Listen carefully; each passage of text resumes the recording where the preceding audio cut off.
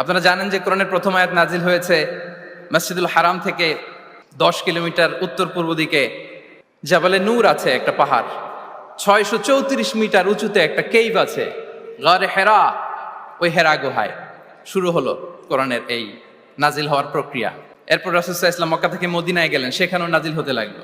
এই কোরআন কখনো নাজিল হয়েছে ঘরের ভেতরে, কোরআন কখনো নাজিল হয়েছে বাজারে, কোরআন কখনো নাজিল হয়েছে সফরে, এই কোরআন কখনো নাজিল হয়েছে যুদ্ধের ময়দানে, এই কোরআন কখনো নাজিল হয়েছে আল্লাহর আরশে। তার মানে রাসূল যেখানে, কোরআনও সেখানে। কতটা ইন্টারেক্টিভ কিতাব! রাসূল সাল্লাল্লাহু আলাইহি ওয়াসাল্লাম তার জীবনে, তার পরিবারে, তার সমাজে, রাষ্ট্র পরিচালনায় যেখানেই তিনি সংকটের মুখোমুখি হয়েছেন, ঠিক তখনই সমাধান নিয়ে হাজির হয়েছে কোরআন।